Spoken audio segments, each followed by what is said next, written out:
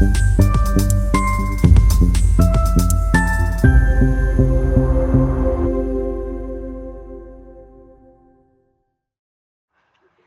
नांदेड़ जिला कांग्रेस भवन में कार्यक्रम रखा गया और आगे उन्होंने कहा कि पुरानी बेरोजगारी से बड़े पैमाने पर नशीली दवाओं के व्यापार पर प्रकाश डालेगा।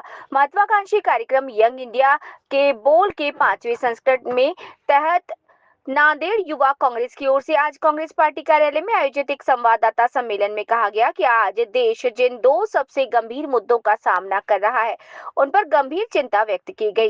बेरोजगारी में चिंताजनक वृद्धि और बड़े पैमाने पर नशीली दवाओं का व्यापार भारतीय युवाओं और आने वाली पीढ़ियों को तबाह कर रहा है।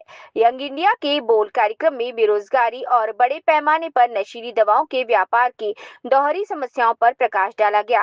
भाजपा सरकार युवाओं की समस्याओं को हल करने में पूरी तरह से विफल रही है और छात्रों, व्यापारियों, जमीनी स्तर के कार्यकर्ताओं और राजनीतिक रूप से सक्रिय युवाओं से अपनी आवाज उठाने और गैर जिम्मेदार सरकार के खिलाफ आवाज उठाने को कहा गया।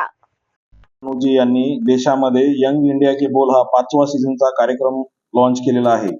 ह्या कार्यक्रमाच्या माध्यमातून देशातील वाढती बेरोजगारी, देशामध्ये अदानी समूहाच्या माध्यमातून त्यांच्या पोर्टवर जे काळे धंदे कारनामे होत आहेत, नशाखोरीचे पूर्ण साहित्य ते जनतेला, युवकांना उपलब्ध करून देत आहेत, त्या विरोधात आम्ही हा कार्यक्रम चालू केलेला आहे।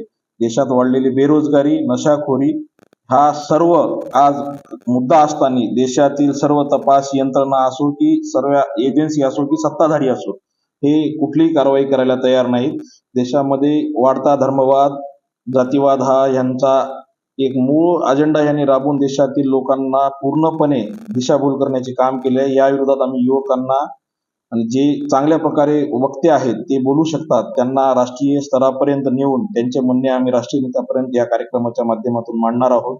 हाच हा कार्यक्रमाचा आमचा उद्देश आहे। 4थ्या सीझनमध्ये पूर्ण देशभरातून 4,22,000 युवतींनी या कार्यक्रमात सहभाग घेतला होता व जिल्ह्यातील प्रत्येक विधानसभा क्षेत्रात व शहरात आम्ही हा कार्यक्रम घेऊ व येथील युवकांना आपल्या स्थानिक मुद्द्यांसाठी जागृत करू व रोजगार निर्मितीसाठी या राज्यातील युती सरकारला प्रेशराईज करू व आमच्या मागण्या आम्ही मान्य करून घेऊ, एवढेच कळू शकतो व जिल्ह्यातील युवकांनी या कार्यक्रमामध्ये मोठ्या प्रमाणात सहभाग घ्यावा आहे की भारतीय युवक काँग्रेसचे राष्ट्रीय अध्यक्ष श्री उदय भानू चिपजी यांनी देशामध्ये जे गोष्टी चालल्यात म्हणजे बेरोजगारी असेल, तरुणांना रोजगार नाही, शिक्षणामध्ये वाढलेली फी व सर्वसामान्याच्या आटोक्याबाहेर जाणारे शिक्षण व रोजगार, देशामध्ये बेरोजगारांना रोजगाराच्या जागी नशा देण्यात येत आहे।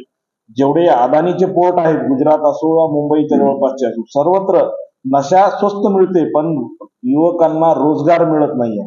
त्या माध्यमातून उदयजी चिब यांनी संपूर्ण देशामध्ये रोजगार दो न्याय दो च्या माध्यमातून आता नवीन प्लॅटफॉर्म युवकांसाठी परत चालू केलेला आहे। 5वं सीझन आहे यंग इंडिया के बोल। त्या माध्यमातून जे युवक त्यांचे म्हणणे मांडू शकतील व त्यांना काय त्रास होतो व त्यांच्या काय भावना आहेत ते राष्ट्रीय स्तरापर्यंत नेत्यापर्यंत पोहोचण्यासाठी यंग इंडिया के बोल हा कार्यक्रम चालू केलेला आहे। हा कार्यक्रम ऑफलाईन व ऑनलाईन दोन्ही पद्धतीने होईल।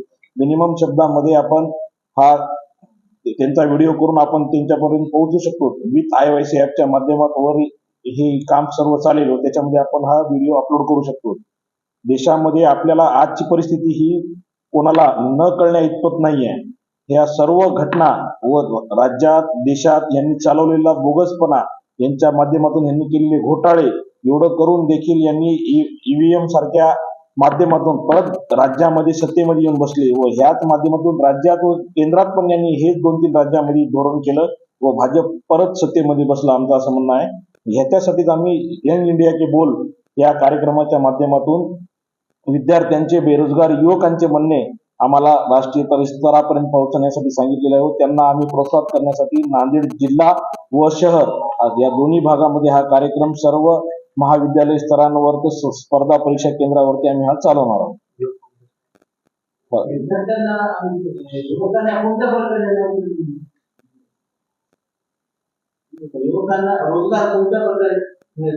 आज शासनाच्या कोणत्याच भरती झालेल्या नाही, जसे की पोलीस भरती असो ते पण पेंडिंग, जसे की आता जे महसूल विभागाच्या असतील व आरोग्य विभागाच्या असतील, जिथं हर ग्रामीण ह्याच्यात जिथं आरोग्य विभाग आहे, जिथं दवाखाने आहे, तिथं इतर डॉक्टरांची व तिथल्या संख्याबळांची जे कर्मचाऱ्यांची जे आज मागणी आहे त्या मागणी सुद्धा त्यांनी भरलेल्या नाहीत. त्याच्यामुळं ज्या लोकसंख्येला आपल्या गावातील लोकांना जे गैरसोय होत आहे अशा जागी तरी तिथं रोजगार होणे व त्यांची लोकांची आरोग्याची व्यवस्था होणे याचे सुद्धा या सरकारने कुठं गांभीर्य घेतले नाही. भारतीय जनता पार्टीने जे आश्वासन दिले होते की दरवर्षी 2 करोड रोजगार उपलब्ध करून देऊ. त्या 2 करोड मागील 10 वर्षामध्ये आतापर्यंत किती रोजगार उपलब्ध करून दिले भारतीय जनता पार्टीने हे आपल्याला आपण माहित आहे. त्यामुळे हे सरकार केवळ आणि केवळ आश्वासन देत असते. युवकांना ह्या सरकारकडून काहीही अपेक्षा ठेवण्याचं राहिलं नाही. युवकांनी या सरकारकडून अपेक्षा ठेवणं चुकीचं आहे. हे सरकार दुसऱ्याच प्रकरणामध्ये हे करत असते, युवकांना गुंतवण्याचं काम करत असते. आतापर्यंत तुम्ही बघा 2014 पासून आतापर्यंत त्यांनी किती रोजगाराबद्दल किती किंवा कधी मीडियामध्ये बघितलं असतं रोजगाराबद्दल डिबेट केलेला. हे युवकांना सर्व भटकवण्याचं काम करत आहे सरकार.